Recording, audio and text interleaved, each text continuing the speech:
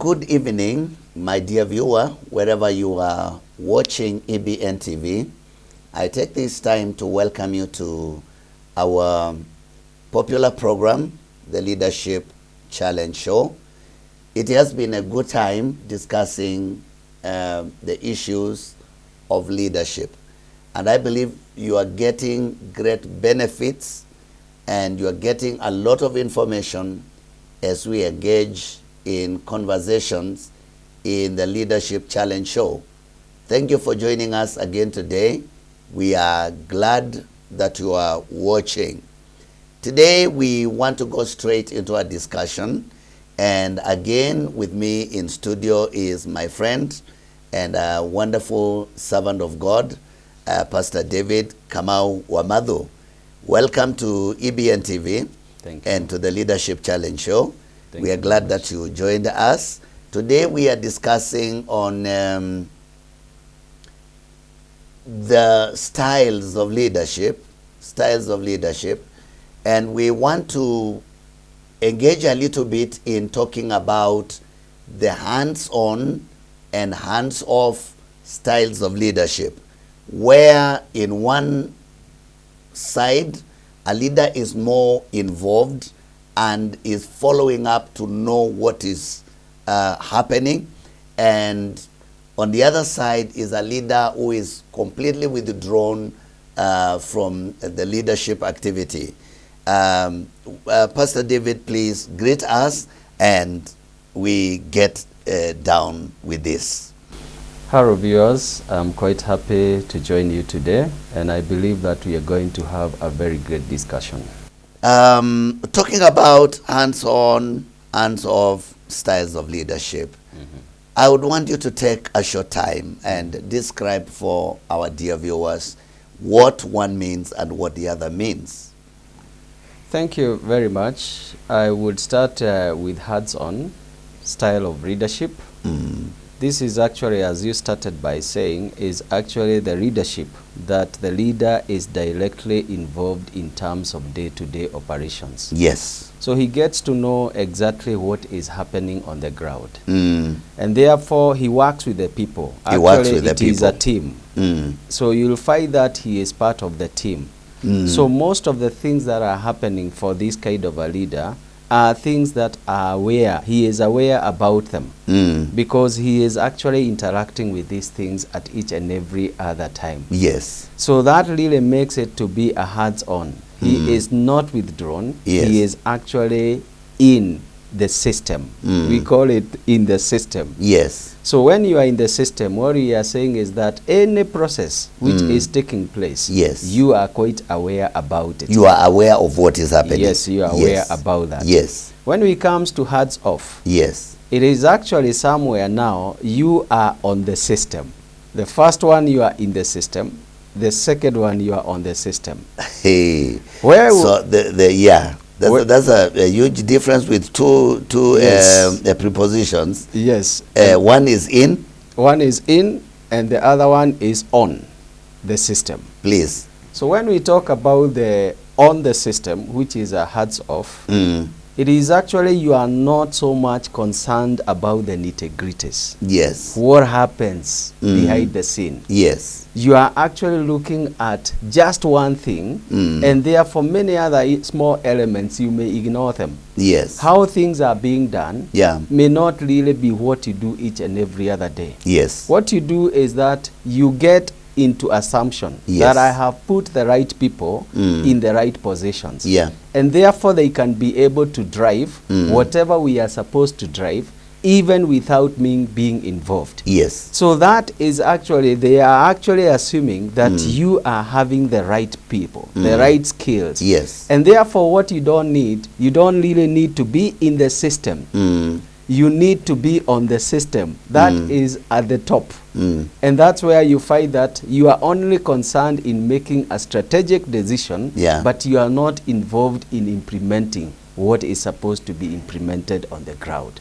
So that is the major difference between hands-on and hands-off. I think we will be discussing a lot on on these two styles of leadership. Yes. Because honestly, what we want is to impact on the leadership. Correct. That we have in the nation and counties, and we will be talking about disadvantages and advantages of each of them. Correct. But to make people understand, because I think for lack of proper understanding, some people will try to avoid the hands-on because they feel like when they are coming, they are controlling. And others, when because of that, they want to stay away, so they end up with the hands-off. And so things begin to go wrong in the organization. How can leaders strike balance on these two styles of leadership? Actually, what you've said is what every leader should be, because one of the thing is you cannot say that hands-on is actually better than hands-off. It depends on the situations and the circumstances that you are in. It depends on the situation? Yes, and the circumstances that you are in. Yes. And as we go along, you'll be able to see some of the leaders who have done great things when they are hands-off. And some of the leaders who have again done very great things when they are hands-on. Hands-on, yeah. So it depends on the scenarios. And therefore it is very good for the leader to know which style to use at every particular time. Yeah. And you know, there is a lot of fear, as you have said. Some of the people fear that when you are hands-on, you are going to interfere a lot with very many things. Yeah. But there is a very thin line between hands-on and what we call micromanagement. And I think where people have a challenge is on micromanagement. Micromanagement. It is not really on hands-on. Yeah. And that's why it is very good that I explain what is micromanagement, because many people take micromanagement to mean hands-on. Hands-on. Micromanagement is actually something that is very risky in every organization. It is whereby you find that you are managing people, you are not allowing people to think. To think. And thinking. Also, there are no other ideas apart from your idea. There's no other thinking apart from your thinking. Correct. Yes. And that is the danger, because there are some people who have very good ideas. Yeah. But as long as they are members of your team. Yes. Yeah. But as long as you cage them just to think along the lines that you think, what you will do is that you lose very great opportunities. Yeah. In the sense that people will actually even sometimes let you go. And they say, well, I know he will come and change whatever we have decided. So we would rather wait for him to just make the decisions and we move forward. Yeah. And therefore, sometimes what happens, because we are not omnipresent, there are sometimes we are not going to be there. And therefore, what you'll find is that the systems keep on falling. Because they will fall because you cannot, as one person, manage to make each and every other decision. And that's the danger with micromanagement. But the hands-on has very many great advantages. And also has disadvantages, as you said. One of the things that we can say about the hands-on is that you get to learn a lot by the feedback that you get from your team. Because we started by saying that you manage teams. And therefore you get to learn more about the organization, more about the enterprise, because you are actually interacting with the people who are implementing. And therefore, hands-on is actually bringing a positive thing. But micromanagement fuels what we call resentment. So because micromanagement is when the top leader will come from his position to the sweeper to tell the sweeper how to sweep. Correct. And to go to the kitchen and say everything and to go to every place. Correct. And he is not allowing the people in the departments to make inputs in decision making, which is negative. It is negative. But hands-on, you are saying is good. It is good because you get reports. You are getting feedback on what is happening.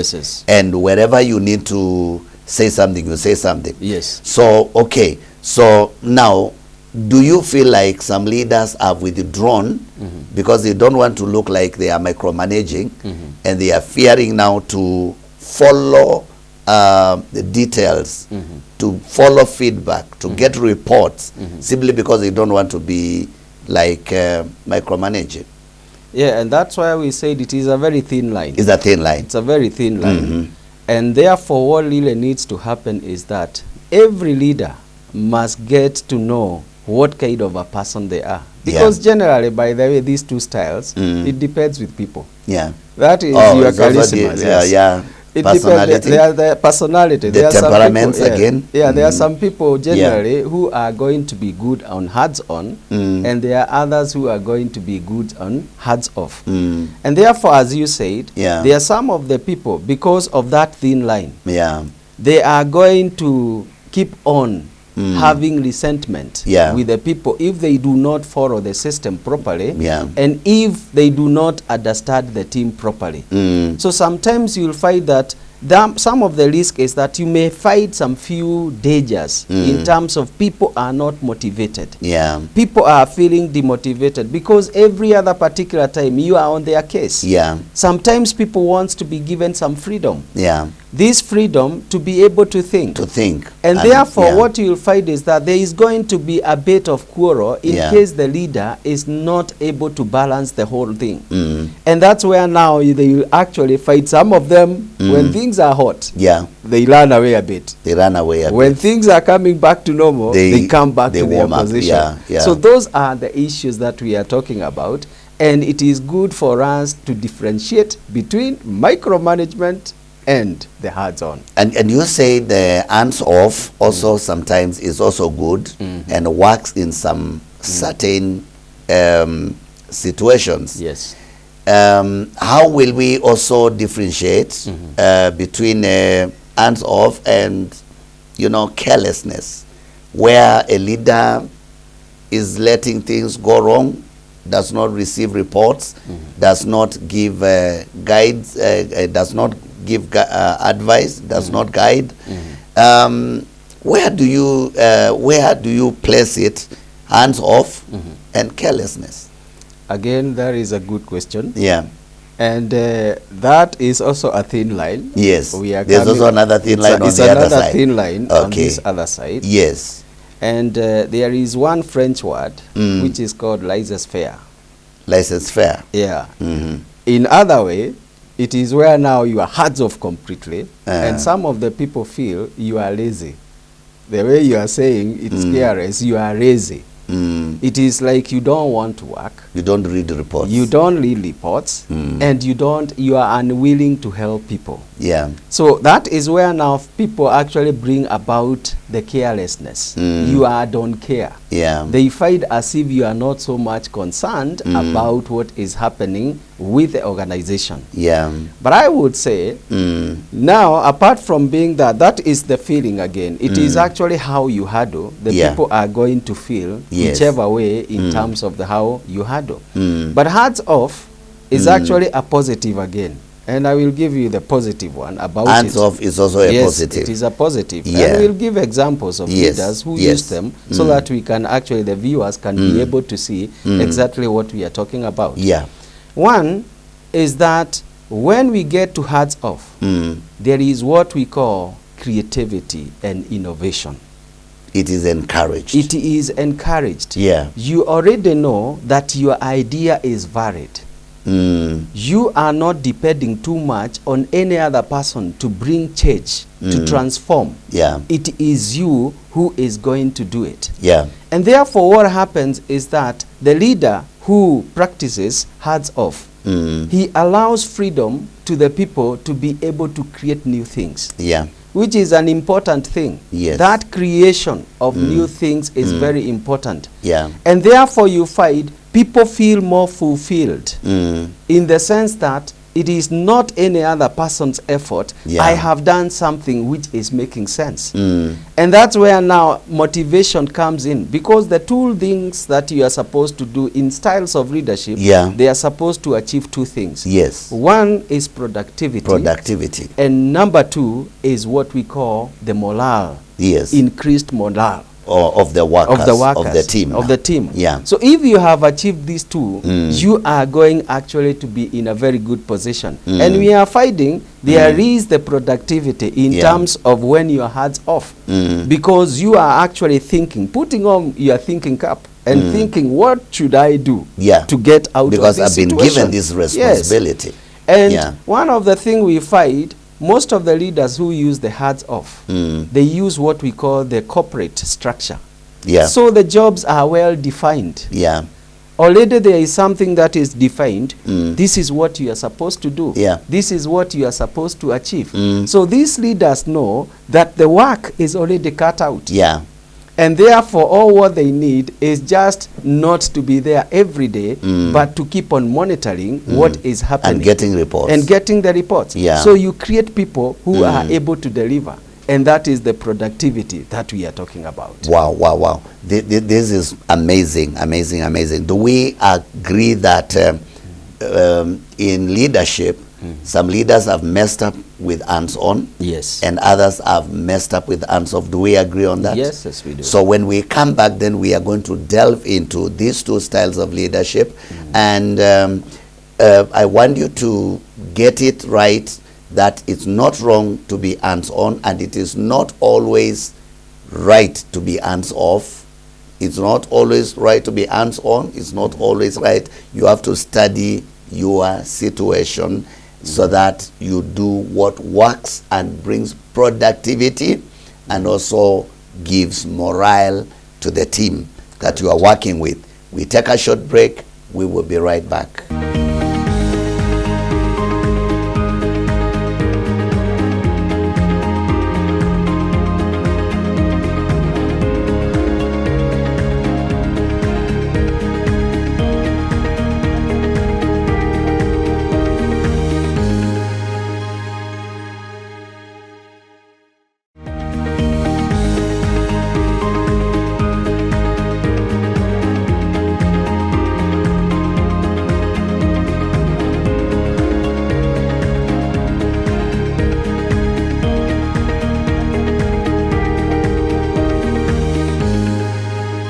Welcome back, my dear viewer, and this is EBN TV, and the program is Leadership Challenge Show, where we discuss issues that pertain on leadership. And Pastor David, in our first session, we did some descriptions on these two styles of leadership, hands-on and hands-off. We ended up with a conclusion that they are both good, but they can also be detrimental. I want us to look now at some people that have used styles, these two styles in their situations, and they succeeded. But also at the same time, do not forget to give us people who use the same styles, and because they did not know how to work with it, they brought disaster in the institutions they were leading. And then I think as we finish doing that, we can now talk about the benefits or advantages and disadvantages, the pros and the cons. Welcome. Thank you. It is good, as you have said. Yeah. We can now get to look at some few leaders. Some few leaders. And whether current or past. Yes. Whether in Kenya or outside. Correct. Yes, yes. And I will start with the hands off. The hands off. The hands off. Yeah. And one of the leader that has been very good on hands off is our former president, Mwai Kibaki. Mwai Kibaki. Mwai Kibaki was not a hands-on leader. He was a hands-off. Yeah. What he did is that he made sure that he has the right people at the right place. Yeah. And that is exactly what we said in terms of the hands-off. You make sure that you get the right people who are going to drive your agenda. Yes. And if you want to see exactly why we are saying, look at news today and look at the news during the time of Mwai Kibaki. Yeah. Mwai Kibaki never used even to appear on news. On news. You could wait for him and you don't get him. In fact, I had people asking, where is our president? Yes. He's too quiet. Yes. Yeah. Because already he had what we call the corporate structures. The corporate structures were in place. Yeah. And therefore, every other person, in fact, I listened to one governor, and he was talking, the governor for Meru. He was talking about His Excellency, the President, called him only 3 times when he was a minister to discuss with him about his ministry. And only 3 times? Only 3 times. Throughout the whole period? Throughout the whole period. And the work was being done. Yes. This is because the people who have been put on the jobs, they are technocrats. They are people who understand exactly what is it that we want. And that's why we said their job is clearly defined. Yeah. So they are targets, they are goals. And they already know this is what I am supposed to achieve. So even when he was calling them, he was asking them, these are the milestones. This is the expectations. Where are you? Yeah. So he didn't have to keep on following them. It is actually by coming and saying, this is the measurement and this is where you are at this particular time. So you find that he was not actually getting into nitty-gritties. Yeah. But things were happening. And if you look at the economy during his time. No, it grew. It grew. 6.7. Yes. 6.7. Yes, because what was happening, everybody was being challenged in their ministry because they are corporate structures. Yeah. And they are being guided by the corporate structures. But you would not find him meddling on small things. Yeah.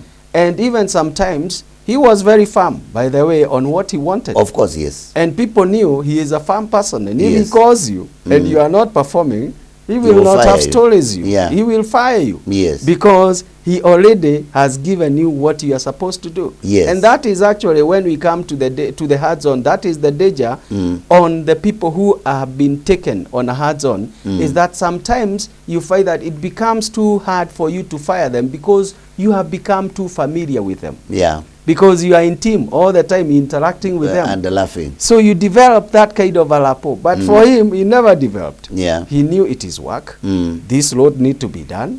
This thing needs to be done. Yeah. And he did it in a very good way. Yeah. And that's one of the leader who was a hands off. Yeah. But he knew exactly how to check and measure the structures. One of the things that are known about former President Mwai Kibaki is that he would even go to national events, and when people are making speeches, whichever function he goes, he had a notebook in his coat. He would remove his own pen and begins to note. The only president we saw writing and making notes. Yes. What do you call that? What do you say about that? You see, as in relationship to the hands off.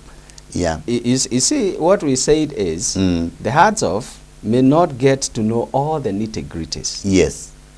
They look at the bigger picture. Yes. This is what we are supposed to achieve. So they are more strategic leaders than anything else. But also they read the report. Yes, they know what's happening. They read reports. Yes. And he is actually listening. Yes. And he will be cross-checking whether is this in line. So we could say when every time we saw Kibaki wrote down, it appeared like he has remembered somebody was given this work to do. Correct. And I want to find out whether it is done. Yes. Yes. So it really now makes him now to cross-check with the structures. Yes. And he says, this is supposed to be done. Is it being done the way it is supposed to be done? Yes. And therefore, that's why he will call you after that. Yes. And ask you, you are supposed to do this. Where are we? It was said so in the meeting and it is not done. So where are we? Yes. And therefore, if you've not done, immediately you'll be shown the door. Be shown the door. Yeah. You remember, he's the only one president, actually.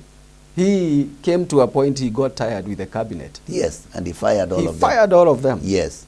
This is one man who and I think he also dissolved the parliament at some point. He is that one man. Yes. Because you are not doing the things according to the structure, the corporate structure. Yes. And therefore, he knows you are supposed to do this. And you have to do it. If you don't do it, out. And that is one of his strengths. Yeah. And you find that things happen because he did not just bring other things. He actually stood on the corporate structure. Pastor David, it appears to be hands off could be a little bit dangerous, but to the former president, it was not dangerous.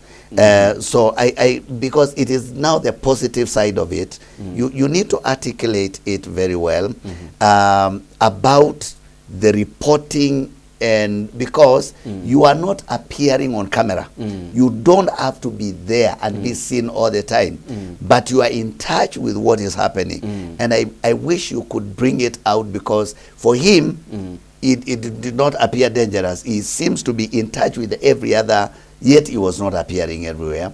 Yes. And now balance it now with another hands off who will fail to do what Kibaki did, and things will go awry. So before I get to balancing, Yes. let me just say one of the things that Kibaki did. Yes. There is one tool that we call monitoring and evaluation. Monitoring and evaluation. And evaluation. Yes. It is a very, very important tool in terms of making sure that a hands-off style of leadership, Yes. he is able to monitor. Yeah. And as you said, he monitors through the structures. Yeah. They are the reports that he is supposed to get. And he's reading And them. he leads them. And I can tell you, even during his time, Yes. and even at his age, Yeah. he could wake up very early, be able to check on the reports. Yes. He may find it necessary to call you Yeah. when he sees there is something that he doesn't understand or is not in line with what is supposed to be there. But if he found that things are moving, he did not really need to call you. Because it's happening. It is happening. Yeah. And because there are set structures and the reporting, there is evaluation and monitoring, Yeah. is actually there is how it is done. He was actually very keen on that. And that really helped him to grasp what is it that is happening in the country and where are we at every particular time. Yeah. So he was actually still being informed because of that tool of monitoring and evaluation.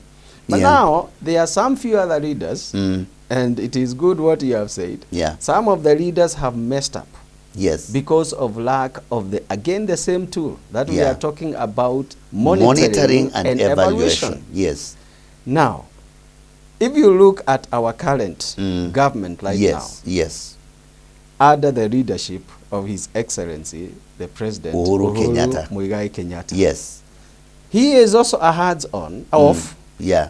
but He also an hands off. he is a hands-off. Yeah. And again, you realize, and we look at some few other leaders, and you realize why I'm saying he is a hands-off. Yes. He is not bothered whether you will see him again on TV or not. Yes. Again, just another day, 3 months, people asked again where he is. Yes. If you look at the television every day, if you are not afraid to Raila and Uhuru and Ruto, And Ruto. you will not watch news. Yes. Because every evening, the news that we get as the preamble is actually where Raila was, and where Ruto what was. he is doing, where Ruto was, and what he is doing. You will really not even get to know where Uhuru is. Uhuru is. Yes. Where Uhuru is. Yes. So he is actually also a leader with that kind of a Hands style. off. Yeah. But there is a difference. Between the hands off of Kibaki And and the the hands Uhuru. off of President Uhuru. We Yes. started by saying the hands off. What they do is that they rule or they manage with one assumption. Yes.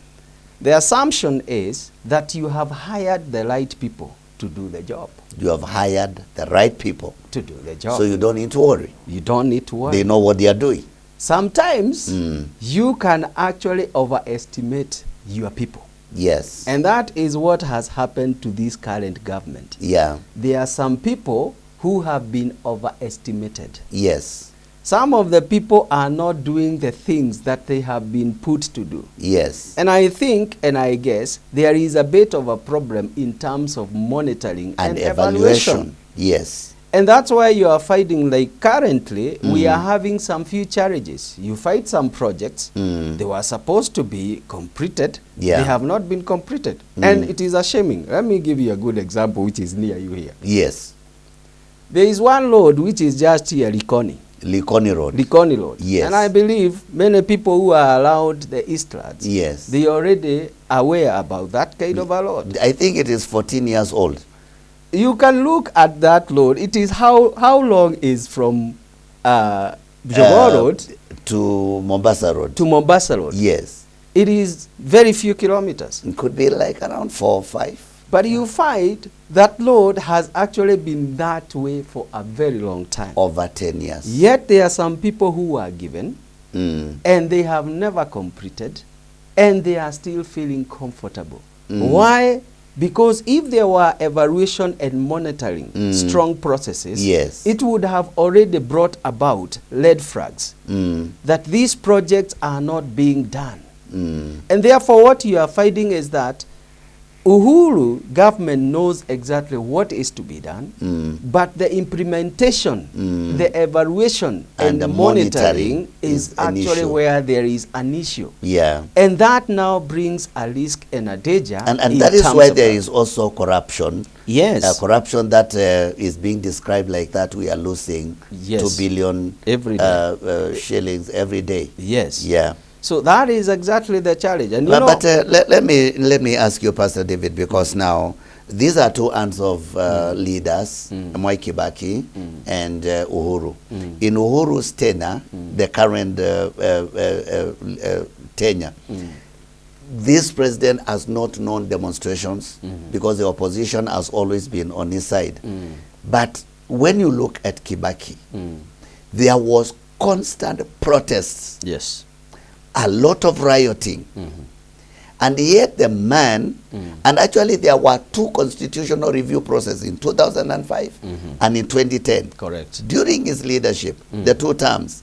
And yet he was able to turn around the economy. Yes. I think you must say something about, there must be something about one hands on and something about the other hands off. The hands off, yeah. Yes, one of the thing is, if, for example, you have put people to reward your colonies, to reward your people. Cronies. Yes, you are actually putting that this is what drives you. You are looking for people who help me to do what? Yes. And you put them in leadership, you will find yourself in a problem. Let me say, one of the things that happened with Mwai Kibaki is that he separated politics and the management of the country. Oh. What is happening right now is that today there is more politicking than management. There is no separation, there is no clear-cut line between politics and management. Correct. Yes. So now, what is happening in terms of the heads-off, a heads-off leader who is more of a politician alone is actually a very dangerous person. Because what will happen is that he will do what politics dictates. Or you will not manage. He will not manage principles. As per principle and the structures. Yes. And that is where the danger is. Wow. And that's where you find that even if you are fighting the both leaders, they are using the same style. One person is actually more on the structures than politics. Yes. And that's why he did not want to be famous. Yes. He could actually do what no any other president could do, Mwai Kibaki. Because he knows. In fact, during Kibaki's time, the question on whether he is popular in his backyard never arose. It's never arose. Yes. And you see, that is the problem that we are having some of our current leaders today. And that's why you find like that, like the way the government is being managed today, is that the checks and balances have actually gone out of the window. No checks and balances. There's no check and the no balances. monitoring and evaluation. Yes, you find that's why you are fighting that. You are having so many issues. Jubilee fighting against Jubilee. And that is the job that is now being done. Yes, the other people now who are in opposition, they are actually having a good time with the government. No checks. When the government says a bad thing or does a bad thing, there is nobody really to start and say, this is the wrong thing. Yeah. I like the days that His Excellency Amoro Odiga used to be the man. That particular time, there is no single project that used to pass which is not right, and he could not stand firm and say this is wrong. Now you cannot say. Today, things are actually happening, and there is nobody who can actually say this is wrong. Why? There's not anybody checking on the government. Reason being, we are now in politics. We are not in management. And I will just sum it and say, Kibaki's government was management-based. Yeah. Uhuru's government is political. It is politically based. It is politically based. Even where the cabinet secretaries are just political. Yes, and that's exactly instead of being managers. Correct. And There's a problem, and of course the results are showing. And before we go, because I know we are pressed for time, should we really have brought the issue of the BBI and the handshake until it overshadows the management and work that needs to be done? Because I feel like we could have had very good ideas, but because we allowed the mixture of politics and all this, everything was spoiled. Now we don't know even where we are. Actually, you've said it. And again, it is continuation of what we are saying. You see, in terms of the management, you look at what is the most critical and the most important thing to the people that you are reading. What the BBI has done and what the government has done right now, they have lost in terms of the priorities. What is it that people require at such a time as this? And because we said there is more on politicking than anything else, you'll find that the agendas which the current government is bringing is more to do with politics. And this is why you are finding a lot of fight, because there are some few people who are saying it is not yet time for this thing. It is a time for us to do the 4 big agenda.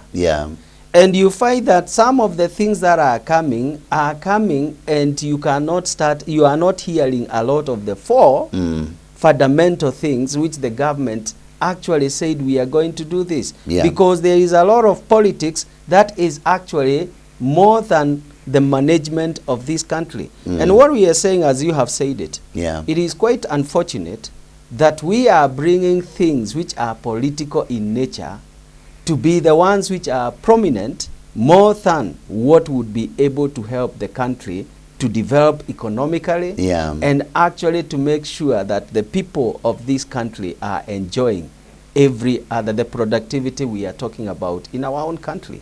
Wow. Hands-on, hands-off styles of leadership. Very amazing discussion here. And we are seeing 2 hands-off. One is beneficial, one seems to be faltering. And when we return, we look now properly at the benefits of each style of leadership, whether hands-on or hands-off. Keep your texts coming. We will be right back.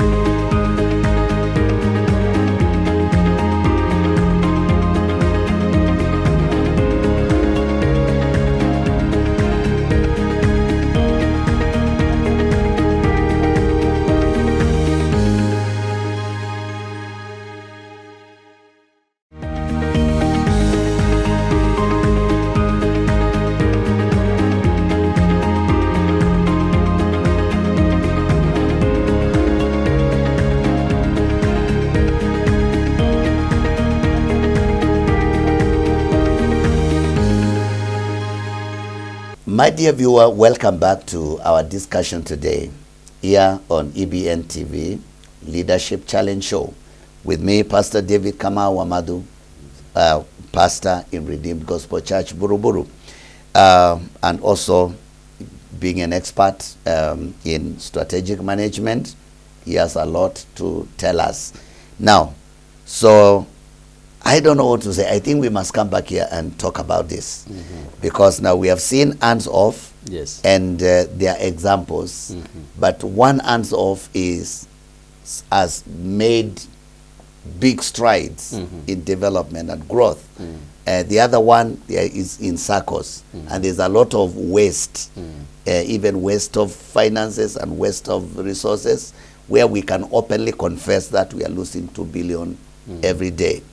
I think we better go to the advantages and disadvantages of the hands-off. Maybe then we'll come on hands-on the other time. I don't know, but we are pressed for time. Take it up. Okay, in terms of the advantages of the hands-off, is what we said. We started by saying it brings about creativity and innovation. in the team. In the team. Yeah.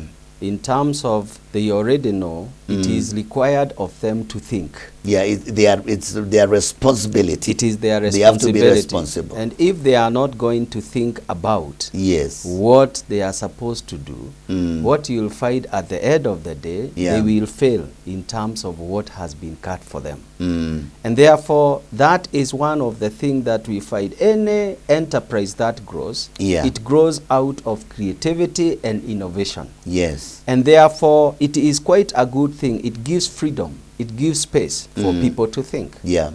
The other issue, which is also an advantage for this kind of leadership, is whereby people feel fulfilled. And you know, if people are fulfilled, what happens is that the productivity level goes up.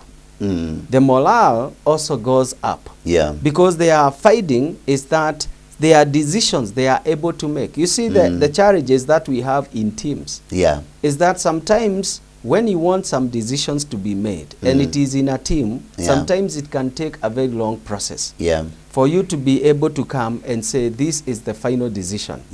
But in terms of this hands off, there is actually a bit of independence that you are able to make decisions, not necessarily following so many things. And you are not fearing to be victimized. Correct. Because you have been allowed to function as a professional. That is true. And they will trust your ideas. That is true. Yes.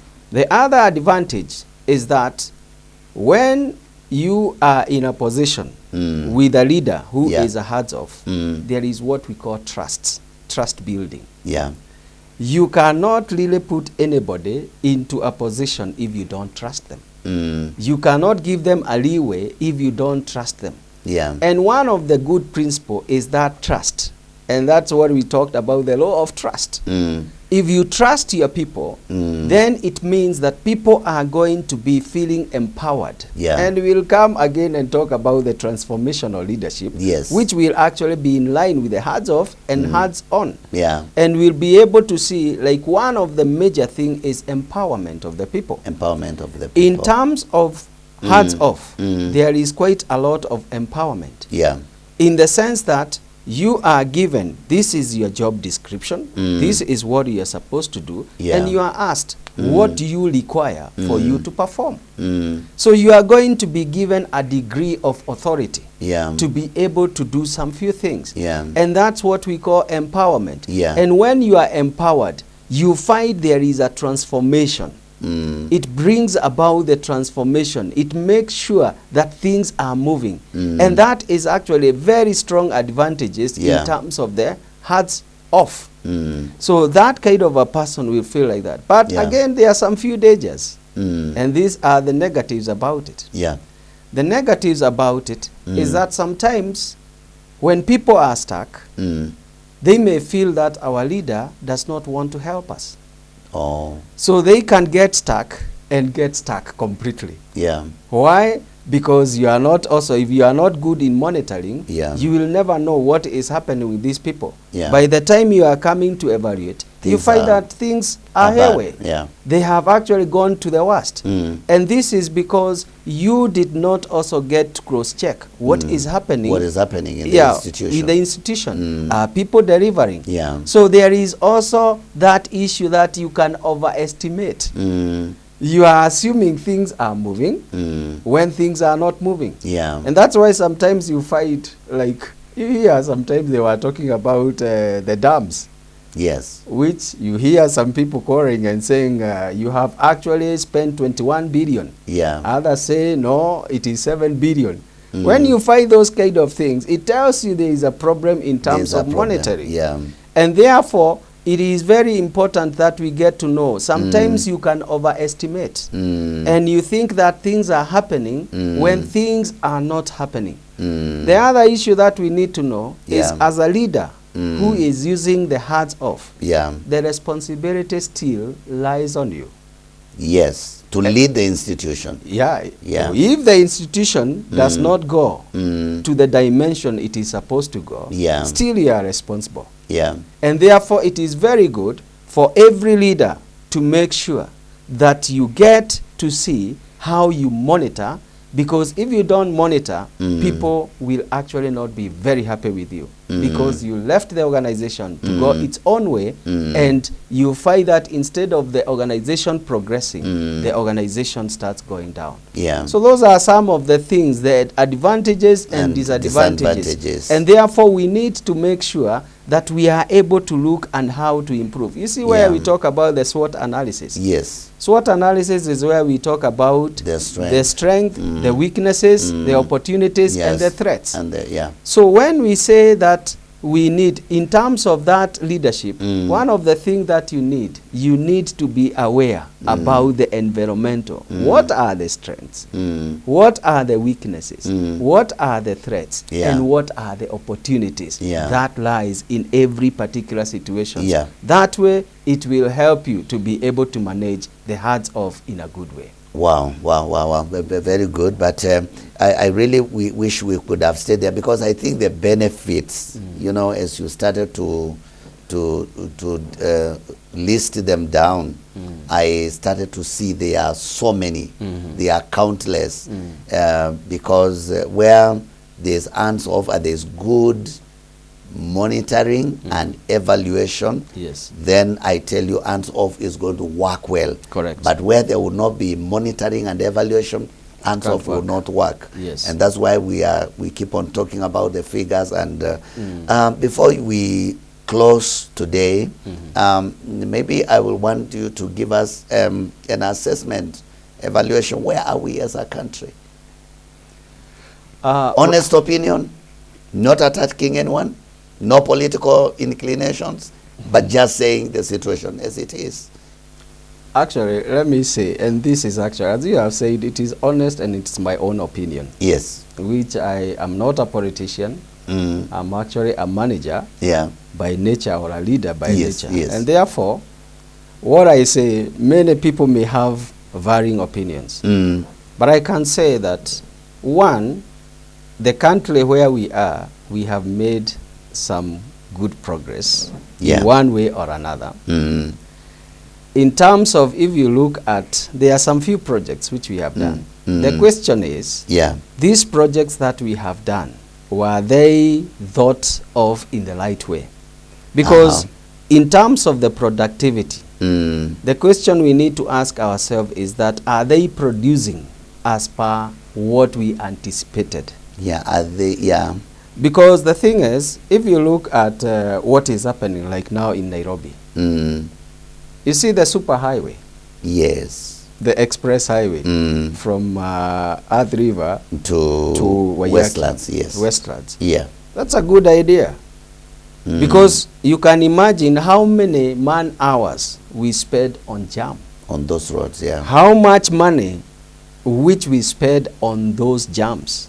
It is a lot of money every other day, which is actually spent. So if we can be able to save on what we spend, because for example, if I stay for 2 hours on jam, one thing I need to look at is to ask myself, how much do I earn in an hour?